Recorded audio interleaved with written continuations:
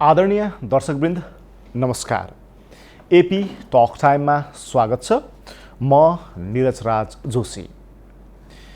नेपालमा कोरोना संक्रमण नियन्त्रण उन्मुख भइरहेको अवस्थामा एकाएक फेरि यसको संक्रमणको दर वृद्धि भइरहेको छ। यसमा तपाईँ हाम्रा केही गैर जिम्मेवारी काम छन् भने कतिपय सरकार र प्रशासनिक संयन्त्रको लापरवाही अझ बढी गैर जिम्मेवार देखिएको छ। नियन्त्रण उन्मुख भइसकेको कोरोना संक्रमण एकाएक बढ्नुको कारण के हो? नेपालको संक्रमणको दर कस्तो अवस्थामा छ? सार्क मुलुककै मात्रै हेर्ने हो भने नेपालमा मृत्युदरको अवस्था अलि डरलाग्दो देखिएको छ। प्रतिशतको आधारमा हेर्ने हो भने र जनसङ्ख्यालाई मान्ने हो भने कोरोना नियन्त्रण र रोकथामका लागि अब नेपालले के गर्नुपर्छ, हामीले कस्ता किसिमका सजगताहरू अपनाउनु पर्छ र विश्वमा पछिल्लो समयमा कोरोना रोकथामका लागि खोपहरूको विकास भइरहेका कुराहरू आइरहेका छन् र ती खोपहरू कतिपय देशले मानिसहरूमा परीक्षण पनि गर्न थालिसकेका छन्। साथै नेपालमा पनि ती खोपहरूको परीक्षणको लागि अनुमति दिएका प्रसङ्गहरू बाहिरिएका छन्। आज हामी यिनै विषयसँग सम्बन्धित रहेर यो बसाइमा कुराकानी गर्नेछौँ, जसका लागि हामीसँग हुनुहुन्छ वरिष्ठ छाती रोग विशेषज्ञ डाक्टर दीर्घसिंह बम। उहाँलाई कार्यक्रममा स्वागत गर्ने अनुमति चाहन्छु। डाक्टर साहब, स्वागत छ। नमस्कार। हामी कोरोनाको कुन स्थितिमा छौँ अहिले? अहिले वास्तवमा भन्ने हो भने यो दिसम्बरको महिनादेखि लिएर अहिलेको यो महिना, अब सेप्टेम्बर भनौँ न, यहाँसम्म आइपुग्दाखेरि जुन अवस्था अहिले नेपालमा सिर्जना भएको छ त्यो निकै नै डरलाग्दो छ। किन भन्दा एक मान्छेबाट अर्को मान्छेमा सर्न नदिने जुन अवस्था थियो हाम्रो, त्यो चेन कट अफ हामीले सजिलैसँग गर्न सक्थ्यौँ। विभिन्न कारणवश हामीले त्यो सकेनौँ। हुँदा हुँदा अहिलेको यो अवस्थामा आउँदाखेरि त यो त समुदायमा फैलिसकेको छ। जब यो कोरोनाको विषयमा अहिलेको रोग होइन त यो त 1930 मा नै पहिला त्यो बेलामा पनि यसका विभिन्न जाति प्रजातिहरूको विषयमा थाहा थियो, नभएको होइन यो। अब यो भाइरस भन्ने कुरा चाहिँ जुन कोरोना भाइरस, नोभेल भाइरस जसलाई हामीले भन्छौँ, अहिले त जताततै राजनीतिक क्षेत्र, सामाजिक क्षेत्र, धार्मिक क्षेत्र कोभिड-19 ले परिचित भइसकेका चाहिँ छ। यस्तो बेलामा जुन परिस्थिति सिर्जना हुन गयो, हाम्रो चेतनाको अभाव, कार्यशैलीको दूरदर्शिता, राम्रोसँग सोचलाई अगाडि बढाउन नसकेको कुराहरू, यसबाट हुन सक्ने जे जति कुराहरू चाहिँ हामीले ध्यान दिनुपर्ने थियो, यी सबै कुराहरूमा हाम्रो राज्य अथवा यस राज्यभित्र रहेका विभिन्न संरचनाहरूले, यो त एउटा डाक्टरको मात्रै समस्या नभइकन जनस्वास्थ्य कर्मीहरूको मात्रै समस्या नभइकन सिङ्गो राष्ट्रको समस्या थियो त यो। त्यस कारणले यसमा जुन सोच हुन्छ नि, राष्ट्रको सोच, स्वास्थ्य भनेको के हो त, हामीले त्यो बुझिदिएको भए पहिलादेखि नै। मेरो सधैँभरि आफ्नो जिन्दगीमा अहिलेसम्मको दौरानमा यो राष्ट्रले चाहिँ स्वास्थ्यको लागि जति महत्त्वपूर्ण यसमा चाहिँ सोच राख्नुपर्ने चाहिँ थियो, त्यो आजको दिनसम्म पनि देखिएन। यसमा त हजुरहरू जस्तो नौजवान मान्छेले पनि बुझिसकेका छ। तर हामी त पहिलादेखि नै भनिरहेको थियौँ कि स्वास्थ्य भनेको के हो त? यो नभइकन त कुनै पनि हुँदैन नि केही पनि। यो त संसारमा सबैभन्दा ठुलो वरदान हो। यो यदि स्वस्थ मानिस छैन भने, स्वस्थ मस्तिष्क छैन भने उसले कसरी राष्ट्रको निर्माण गर्न सक्छ? हो त्यस्तो परिस्थितिमा हामीले त्यो बेलादेखिको अहिलेको पोइन्टमा यो कोरोनाको कोभिड जुन 19 छ, यो मात्रै होइन, भोलि अरू पनि महामारी आउन सक्छ, अरू पनि हुन सक्छ। तर स्वास्थ्य जुन हाम्रो भौगोलिक बनावट, आर्थिक अवस्था, सामाजिक संरचना, धार्मिक परिवेशमा हामी बाँचिरहेका छौँ। आफ्नो भूमण्डलीय आधारमा पनि हरेक देशले आफ्नो आफ्नो तरिका सामाजिक संरचनाहरू बनाएको हुन्छ। यस्तो परिस्थितिमा देश सानो भएर के भयो त? तर विकट छ यसको भौगोलिक परिस्थितिहरू चाहिँ। एक्कासी हामीले चाहिँ सबै ठाउँमा जान सक्दैनौँ। यसको चाहिँ कहीँ कतै अग्ला हिमाल छन् त, कहीँ कतै पहाड छन् त, कहीँ कतै तराई छन्, कहीँ कतै उपत्यका छन्। सबै ठाउँमा सजिलैसँग चाहिँ हामीले यातायातको सुविधा अझै पनि दिन सकेका छैन त। हो यस्तो परिस्थितिमा सोच, चेतना र सचेतना जुन रोगसँग सम्बन्धित कुराहरू हो, विशेष गरेर म आज यो AP1 टेलिभिजनबाट भन्न चाहन्छु कि यो रोग डर मान्नुपर्ने रोग पनि थिएन। यो डर त्रासले चाहिँ मान्छेहरू धेरै नै भयभीत भएको छ। हो त्यस्तो परिस्थितिमा जुन अहिलेसम्म आइपुग्दाखेरि के भयो त भन्दाखेरि चाहिँ कतिपय मान्छेहरूले मानसिक सन्तुलन गुमाएका छन्, कतिजना मान्छेहरूले चाहिँ आत्महत्या गरेका छन्, कतिपय मान्छेहरू नदीमा पौडी खेलेर पनि आफ्नो गन्तव्यमा पुग्न कोसिस गरिरहेछन्।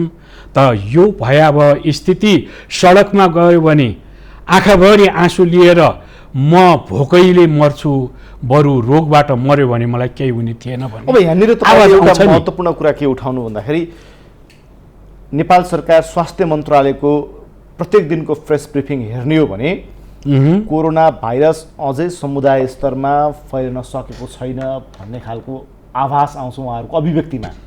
तपाईँ त्यो उहाँहरूको त्यो अभिव्यक्ति, उहाँहरूको त्यो स्टेटमेन्टमा सहमत हुनुहुन्छ कि हुनुहुन्न आजको दिनमा?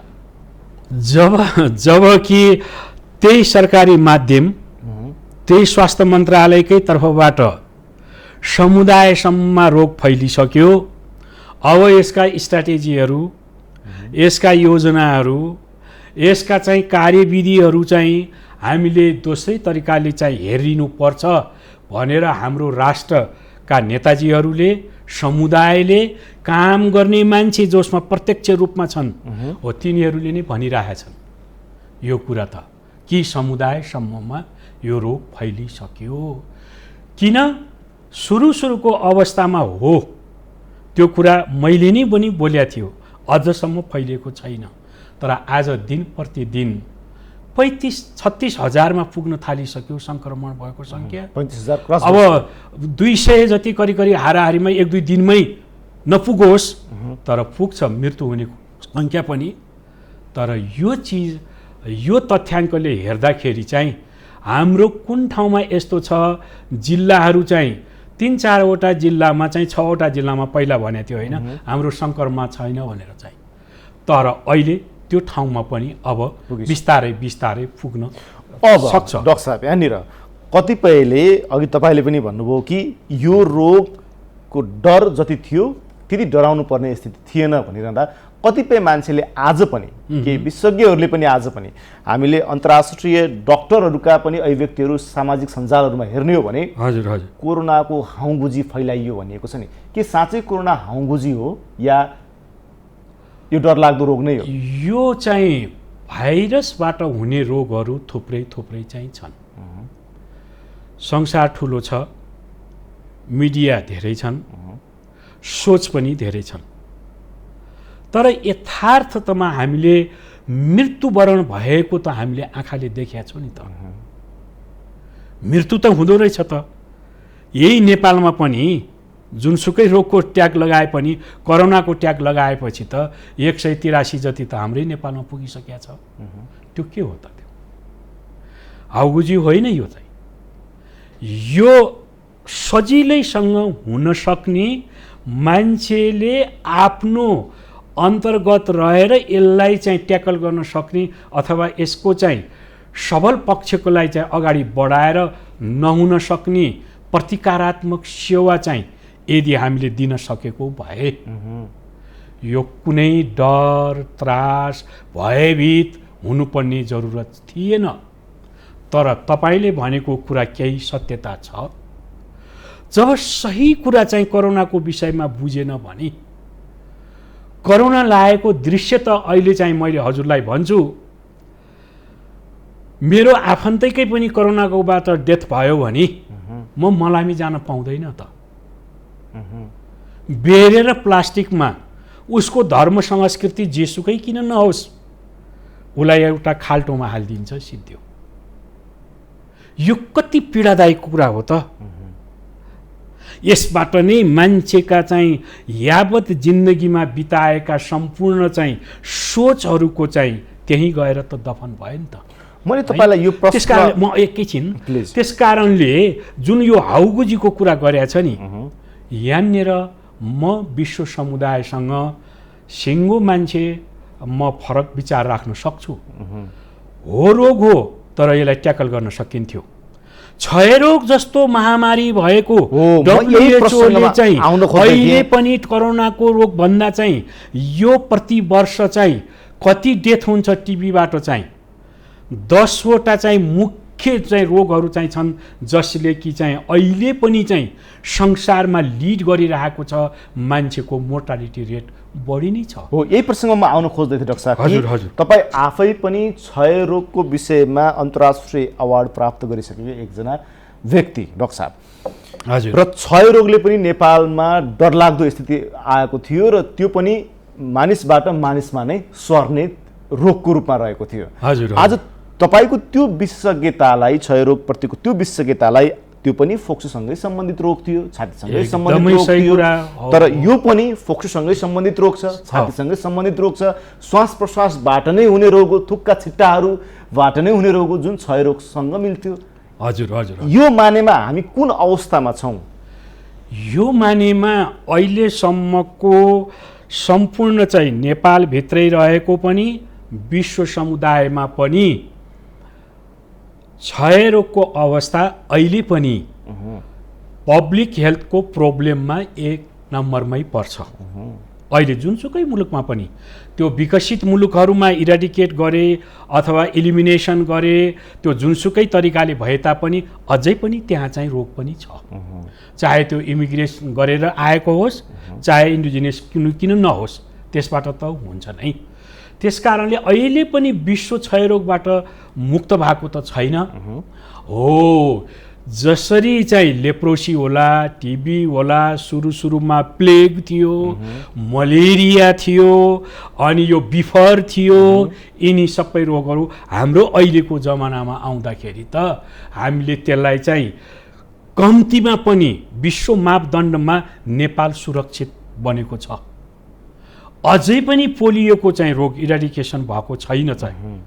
तर त्यो भयावह स्थिति त्यो रोगमा HIV एड्सको विषयमा त त्यो बेलामा त यति संसारमा चाहिँ हल्ला भयो, औषधि छैन, मान्छे के गर्ने। टिबीको रोग लाग्यो, HIV एड्स भयो भने 10 गुणा बढी चाहिँ रोग बढी फैलिन्थ्यो। डायबिटिजको रोग भएको छ अथवा कुनै पनि प्रकारको यो चिज क्रोनिक डिजिजहरू भयो भने त्यसमा सङ्क्रमण हुँदाखेरि कुन अवस्थामा थियो त्यो पनि विश्वको अगाडि चाहिँ छर्लङ्ग छ। त्यसकारणले जुन रूपमा यहाँले चाहिँ राख्नु भएको चाहिँ प्रश्न चाहिँ छ, म भन्छु कोरोनाबाट नडराउनुस्, नडराउनुस्, नडराउनुस्। यो एउटा चाहिँ सामान्य रुगाखोकीको रोग हो। यो रुगाखोकीलाई चाहिँ सजिलैसँग अहिले कुन चाहिँ मिडिया, प्रिन्ट मिडिया होस् कि अथवा इलेक्ट्रोनिक मिडिया होस् कि, त्यो जनतालाई सुशिक्षित गर्ने कुरामा चाहिँ हात मिची चाहिँ धुनुस्, सेनिटाइजेसन गर्नुस्, साबुनले धुनुस्, गाउँघरमा त अझ चाहिँ खरानीले धोएको पनि हामीले देखेका छौँ होइन र त्यस कारणले यो चाहिँ मुख छोपेरै हिँड्नुहोस् जुनसुकै बेला पनि यो भनेको के हो भन्दा रुगाखोकी लाग्दाखेरि हाच्छिउँ पनि आउँछ खोकी पनि लाग्छ छाती पनि दुख्छ ज्वरो पनि आउँछ बाक्लो खकार पनि आउन सक्छ तर फोक्सोसँग सम्बन्धित यो नाकबाट हजुरले देख्नु भएको होला जब त्यसको परीक्षण गरेपछि नाकको पालभित्र हाल्यो घाँटीभित्र हालेर चाहिँ त्यो स्पेसिमेन लिइन्छ नि त हो त्यो कहाँबाट आयो त त्यस कारणले यो फोक्सोसँग सम्बन्धित रोग हो तर यसमा चाहिँ मैले साँच्चै भन्ने हो भने अहिलेसम्म यहाँहरूले चाहिँ दिनुभएको छ रोगको लागि स्वास्थ्य मन्त्रालय बनाए होइन र उसको नेतृत्व उसको लिडिङ रोल मैले देखिनँ उनले काम गरेका छन् सब डाक्टर साहबहरू जानु भएको छ कुटाइ पनि खानु भएको छ गाली पनि खानु भएको छ अगाडि गएर आफ्नो जीव ज्यानलाई त्याग्नु पनि परेको छ राज्यको निरहिता हेरौँ त कहाँनिर उभिनु पर्ने थियो त्यो उसको काम चाहिँ थियो नि अहिले पनि फ्रन्ट लाइनमा अहिले सबैभन्दा बढी सङ्क्रमण कहाँ देखिन्छ अब पुलिसमा आर्मीमा देखिरहेछ जनसमुदायमा चाहिँ डक्टरमा देखिरहेछ यो सबै कुराहरूले चाहिँ हामीले चाहिँ राम्रोसँग गुणात्मक दृष्टिकोणले यदि हामीले एनालिसिस गर्दै गयौँ भने यहाँ हाम्रो देशले इपिडेमियोलोजी बिर्स्यो एउटा कुनै पनि रोगलाई ट्याकल गर्नको लागि इपिडेमियोलोजीको महत्त्व के हुन्छ त पेन्डेमिक होस् कि इपिडेमिक किन नहोस् त्यसको चेन कट गर्ने चाहिँ थियो चाहिँ अब हामी चुक्यौँ के अहिले पनि हामीले यसलाई जुन रफ्तारमा यो सङ्क्रमण फैलिरहेको छ यसको चेनलाई हामीले ब्रेक गर्न सक्छौँ यदि सक्छौँ भने चाहिँ के गर्नुपर्छ राज्यले सक्छौँ केही चाहिँ अहिले त जुनसुकै कुरामा पनि सिङ्गल एउटा मैले त्यो मिडियाबाटै थाहा पाएको एकजना महिला हुनुहुन्थ्यो उनलाई कुनै पनि रोग थिएन उसलाई चाहिँ यो कोरोनाकोले गर्दाखेरि मृत्यु भयो भनेर भनेको छ अरू रोग कुन ठाउँमा गएर डिफरेन्सियल डायग्नोसिस राखेको छ अहिले जहिले पनि कसैको डायबिटिज भएको कसैको चाहिँ प्रेसर बढी भएको कोही क्रोनिक डिजिज भएको कसैले बच्चा जन्माउन नसकेको अब कोही चाहिँ आत्तिएका मनस्थिति गुमाइसक्यो मान्छेले चाहिँ हो यस्तो परिस्थितिमा हामीले सोच चाहिँ अगाडि बढाइदिएको भए हामी निरन्तर रूपमा चाहिँ यो भन्न सक्थ्यौँ कि यसलाई चाहिँ हामी यो स्तरमा कन्ट्रोल गर्दैछौँ भन्ने थियो जस्तो म इक्जाम्पल दिउँ मध्य पश्चिम क्षेत्र र सुदूरपश्चिम क्षेत्रको विषयमा यो जुन यहाँले अहिले सोध्नु भएको थियो भर्खरै एउटा प्रश्न सोध्नु भएको थियो त्यो विषयमा भन्दाखेरि चाहिँ मलाई के दुःख लाग्छ भन्दा सजिलैसँग हुन सक्ने कुरालाई पनि अव्यवस्थित रूपमा चाहिँ सरकारले चाहिँ राहत बाँड्ने चामल बाँड्ने दाल बाँड्नु पर्ने चाहिँ बढी थियो कि त्यो बेलामा आवश्यकता या रोगको विषयमा चाहिँ स्वास्थ्य मन्त्रालयको नेतृत्वमा सम्पूर्ण राष्ट्रका शक्तिहरू एनजिओ आइएनजिओ विभिन्न मन्त्रालयको कोअर्डिनेसन समन्वयात्मक दृष्टिकोणले चाहिँ अगाडि बढ्नुपर्ने चाहिँ थियो त त्यसले विवाद चाहिँ ल्याएको चाहिँ हामीले देखिरहेको चाहिँ छौँ नि त जतिसुकै गरे पनि यो बेलामा त प्रतिपक्ष पनि भन्ने हो है र सत्तापक्ष त भइहाल्यो हरेक नागरिकको कर्तव्य हुन्थ्यो कि यो कोरोना चाहिँ मेरो टोलमा नआओस् मेरो घरमा नआओस् भनेर त्यो सङ्ग्राम र त्यो सङ्घर्ष त्यो लडाइँ कुन ठाउँमा चाहिँ देखिएको छ हामीले देखेका छैनौँ न त यहाँ हाम्रा नाकाहरूमा विशेष गरेर भारत र नेपालको सम्बन्धमा अथवा नेपाली चाहिँ नागरिकहरू भारतमा जाने भारतीय नागरिकहरू चाहिँ नेपालमा आउने रोजगारको लागि बिजनेसको लागि सबै चिजको लागि चाहिँ छ नि तर त्यसलाई रोक्न सक्ने क्षमता पनि भइपरि आएको बेलामा सरकार त उदाङ्गो देखिया छ नि मैले केही बोलिरहनु पर्दैन यो विषयमा चाहिँ छर्लङ्ग देखिया छ त्यो कुरा चाहिँ भनेपछि कसरी चाहिँ अब हामी नियन्त्रण गर्ने स्थितिबाट अलिक कमजोर अवस्थामा गयौँ अब होइन अब आउँदैछु म त्यो यहाँ चाहिँ अब यो नियन्त्रण गर्न सकिन्छ कि सकिँदैन सकिन्छ राज्यको ठोस नीति हुन पर्यो। भनेपछि सरकारले त्यो ठोस नीति अहिले पनि राज्यसँग छैन भन्न खोज्नु भएको होइन, के सरकारले काम गरेको छ त्यो सराहनीय छ, धेरै नै सराहनीय छ। म त्यसलाई रचनात्मक दृष्टिकोणले हेर्छु, तर त्यो अपुग भयो। अलिकति वैज्ञानिकता त्यहाँ चाहिँ आएन र अलिकति चाहिँ अभाव सिर्जना गर्ने कुराहरू चाहिँ त्यहाँ पूर्ण रूपमा चाहिँ गरिदिने सोच चाहिँ त्यहाँ भएन। के पर्छ र हाम्रो नेपालमा, म मिडियालाई सिधै भन्न चाहन्छु, ओभरनाइटमा रातो कार्पेट बिछ्याएर यहाँका नेताजीहरू अथवा चाहिँ त्योभन्दा अगाडिको पुरानो चाहिँ परिस्थिति हेर्दाखेरि काउली फलाएको पनि बाटैमा देखिने, सुन्तला फलाएको पनि बाटैमा देखिने। क्राइसिस म्यानेजमेन्ट भनेको काउली उखेल्यो भने उखेल्नुपर्ने चिज हो त हो। यही चिज क्राइसिस म्यानेजमेन्टमा चाहिँ अगाडि बढ्न खोज्दाखेरि न यता भयो न उता भयो, विश्वसनीयता गुम्यो मान्छेको चाहिँ। त्यसकारणले अहिले पनि म यहाँलाई चाहिँ भन्छु, स्वास्थ्य मन्त्रालयको लिडिङ रोल, त्यहाँको चाहिँ विद्वता, त्यहाँको विज्ञता, त्यहाँको स्वास्थ्य कर्मचारीको कार्यान्वयनको पक्ष अथवा चाहिँ त्यो के अरे हाम्रो इन्फर्मेसन लिने, रिकर्डिङ रिपोर्टिङ राख्ने अथवा त्यसको सुपरभिजन निरीक्षण गर्ने अथवा त्यसको चाहिँ सम्पूर्ण रूपमा चाहिँ स्थानीय तहदेखि लिएर स्थानीय सरकारदेखि लिएर प्रदेश सरकारसम्म, अब यो केन्द्रीय सरकारसम्म कहीँ कतै कुनै चिजमा पनि स्वास्थ्यको क्षेत्रमा मात्रै होइन, एक अर्कालाई ब्लेम गरेका छन्। कुनै पनि समन्वय छैन। यस्तो बेलामा करोना त सम्पूर्ण बगाल भएर हिँड्नुपर्ने, सबै साथै हिँड्नुपर्ने। अब हामी लगभग कार्यक्रम अन्त्यतिर छौँ। विश्वमा अहिले विभिन्न किसिमका खोपहरूको परीक्षण भइरहेको छ। त्यसमा रसियनहरूले त आफ्नो खोप परीक्षणै गरिसके, उनीहरूले त तपाईँको ट्रेडमार्क नै दिइसके, अब यो जनस्तरमा जान्छ पनि भनिसक्यो। यो स्पुतनिक 5 भन्ने खोपको विषयमा तपाईँसँग के जानकारी छ? खोप एक न एक दिन त्यो आउँछ, सफल प्रभावकारिता भएको, ग्यारेन्टी समेत भएको आउँछ। तर अहिले चाहिँ हामीले चाहिँ यो विपत्तिको घडीमा मनको त्रास, डर, केही औषधि पनि नभएको बेलामा हामीलाई खोपले चाहिँ राम्रो गर्छ भन्ने त सबैको दिमागमा छ नि।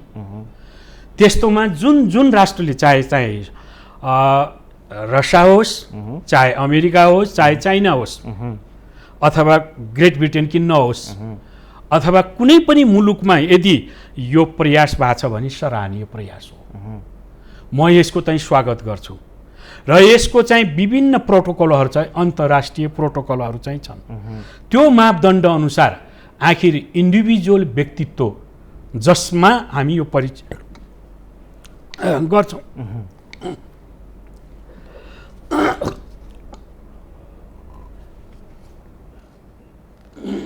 मेरो जिज्ञासा डाक्टर साहबसँग के थियो भन्दा, जस्तै डाक्टर साहबसँग मेरो जिज्ञासा के थियो भन्दा, जस्तै यो रसियन खोप छ नि, यो खोपको विषयमा नेपालमा पनि परीक्षण गर्ने भनिएको छ। स्वास्थ्य मन्त्रालय अन्तर्गतको स्वास्थ्य अनुसन्धान परिषदले यसलाई स्वीकृति दियो भनिएको छ।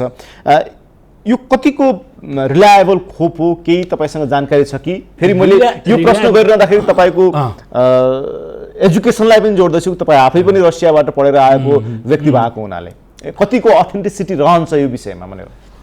अब पहिलाको अनुसार हो भने चाहिँ एथेन्टिक मान्न पर्छ। अहिलेको परिवेशमा यसमा कुनै पनि विश्व राजनीति नहोस्, नेपालको हेल्थ रिसर्च काउन्सिलले प्रोटोकल अनुसार नै गरिएको छ भने निश्चय पनि यो प्रभावकारिता हुन्छ। मेरो त पूर्ण सहमत चाहिँ छ यो विषयमा। कतिपयले नेपाललाई फेरि परीक्षणको केन्द्रको रूपमा विकास गर्न खोजियो भनेको छ। यो संसारमा अफवाह हो। यो संसारमा कुनै चिजको पनि प्रयोग नगरिकन केही चिज पनि हुँदैन। टिबीको लागि मान्छेले चाहिँ मरेको लासमाथि लालटिन बालेर, त्यो पनि युरोपमा त्यो जमानामा लालटिन बालेर त्यसको चाहिँ कुन चाहिँ अङ्गमा सम्बन्ध बढ्ता यसले खराब गरेछ भनेर त्यो पत्ता लगाएर त्यो अनुसारको अनि पछि गएर बीसीजी अथवा औषधिहरू चाहिँ प्रयोग भएको हो। हामी ट्रायल पनि भन्छौँ, कन्ट्रोल ट्रायल पनि भन्छौँ। अब यो नगरिकन त कुनै पनि चाहिँ एकैचोटि ल्यायो यही मात्रै चाहिँ बुलेट हो भन्ने त कोही पनि सक्दैन होला नि त। तर परीक्षण त विभिन्न तहमा, मुसामा होला, गैनिपिग्समा होला अथवा अरू जनावरमा होला, यो त सबै चरण काटिसकेपछि मात्रै ह्युमन बिइङमा यो चाहिँ लागू हुने हो, त्यो पनि बिना कन्सेन्ट गरिँदैन। तर त्यस्तो परिस्थितिमा हामी अगाडि बढ्नुपर्छ। मलाई मेरो सुझाव चाहिँ सरकारलाई यही नै छ।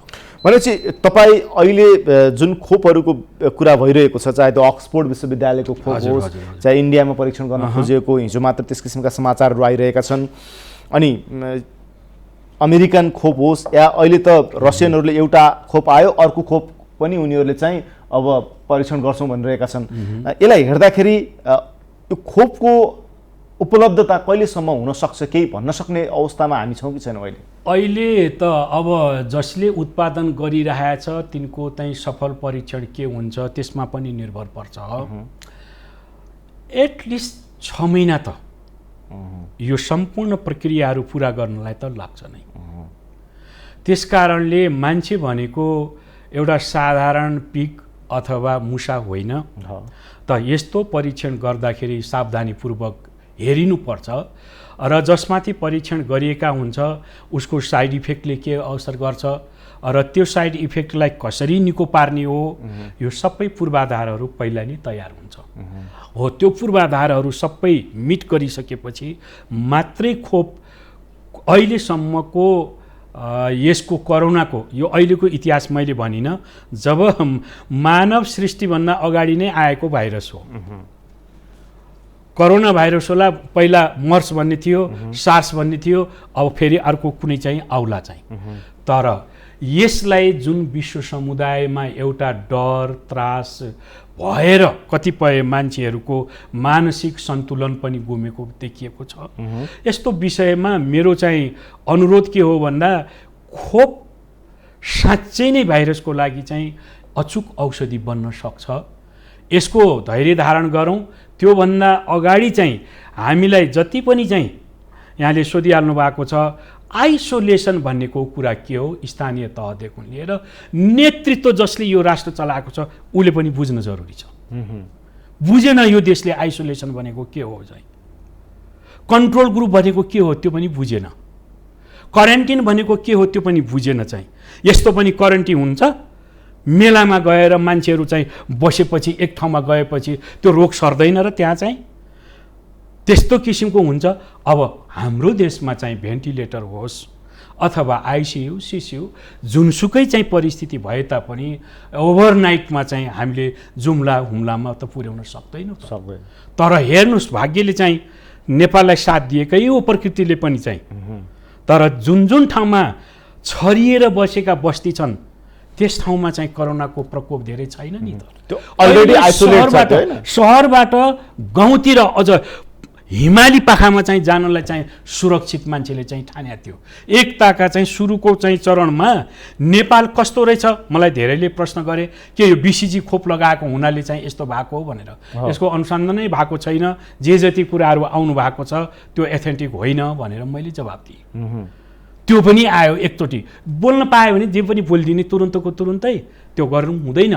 यसले गर्दाखेरि कोरोना आयो भने यो केही पनि होइन, यसलाई रुवाखोकी सम्झिने हो। तर चाहिँ सम्बन्धित निकायमा सम्पर्क राख्ने हो। त्यो ठाउँमा चाहिँ हामीले चाहिँ त्यहाँ सबै व्यवस्थित रूपमा चाहिँ सकेसम्म अस्पतालै भर्ना गर्न नपरोस्। पूर्वाधारै छैन हामीसँग। फोन गरेपछि फोन उठ्दैन, तपाईँ सरकारले भन्छ एम्बुलेन्समा कुरा गर, डक्टरलाई अप्रोच गर। हजुर हजुर, त्यो एउटा सामान्य मान्छेले त अप्रोच गर्न सक्छ हो। भाषणबाजी धेरै भयो। हाम्रो सरकार अथवा हाम्रो देश अहिले कोरोना भन्दा उनको लागि चाहिँ राजनीतिक महत्त्वपूर्ण चाहिँ छ। आफू त सुरक्षित छन् नि त हो। मिटिङ भइरहेछन्, उनले मिटिङ गर्नुपर्ने हो कि चुनावको बेलाको जस्तो चाहिँ माइक लिएर चाहिँ कुन चाहिँ मन्त्री गएर अहिले घर घरमा गएर कुन चाहिँ मन्त्री गएर जसरी भोट माग्न गएर बुढी आमा भन्न गएका थिए त्यसरी गएर कोरोनादेखि नडराउनुहोस्, हामी छौँ, राज्य छ, नेपाल सरकार छ तपाईँको पछाडि, नआत्तिनुहोस् भन्न कोही गएको छ? कहिले पनि कसैको अभिव्यक्ति सुन्नु भएको छ? छैन। तर त्यो चुनावी लहर चाहिँ अहिले सम्झिनुहोस्, जुन बेला यो देशमा चुनाव हुन्छ र यो कोरोनाको यो भयावह स्थितिमा कुनै ठुलो कुरा थिएन। मलाई जहाँसम्म लाग्छ अहिलेको परिस्थितिमा सबैभन्दा ठुलो भूमिका जुनसुकै मिडिया होस् उसले अहम भूमिका खेलेको चाहिँ छ। यो हात धुनेदेखि लिएर सत्यनाग्रहणदेखि लिएर हिजो मात्रै एपी1बाट मैले चाहिँ सुन्दै थिएँ र एबी न्युजबाट मैले सुन्दै थिएँ, त्यहाँको अध्यक्षज्यूले चाहिँ बोलेको क्या राम्रो चाहिँ एउटा राजनीतिज्ञले चाहिँ दिनुपर्ने भाषण भास्कर राजकर्णिकारले चाहिँ दिइराख्नु भएको थियो, उसले दिइरहेको थियो।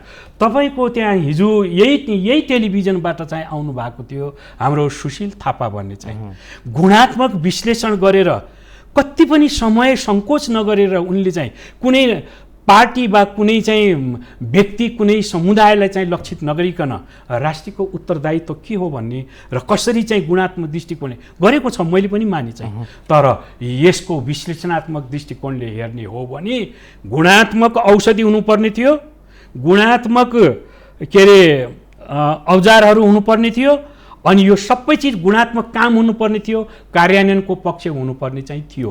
होइन भने म यहाँनिर एकैछिन यो इनफ इज इनफ भन्ने चाहिँ आवाज कहाँबाट आयो त? यो के आरडिटीलाई चाहिँ सुरुमा आयो त?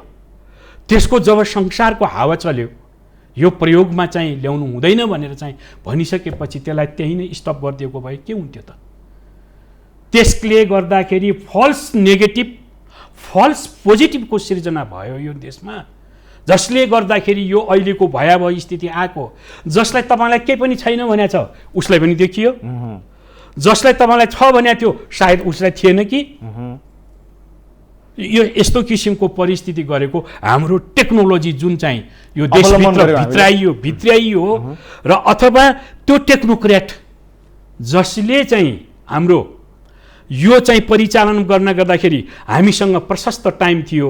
डिसेम्बरदेखि लिएर म यही टेलिभिजनमा बोलेको थिएँ, अब हामी सतर्क हुनुपर्छ, हाम्रा चाहिँ स्वास्थ्य कर्मीहरू चाहिँ अगाडि बढ्नुपर्छ, उनीहरूको ट्रेनिङ यो सबै कुराहरू।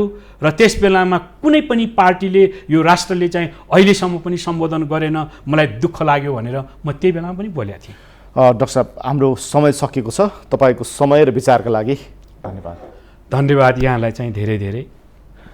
दर्शकबिन, उहाँ हुनुहुन्थ्यो वरिष्ठ छातीरोग विशेषज्ञ डाक्टर दीर्घसिंह बम। आजको कार्यक्रमको निर्धारित समय सकेको छ, बिदा दिनुहोस्। नमस्कार।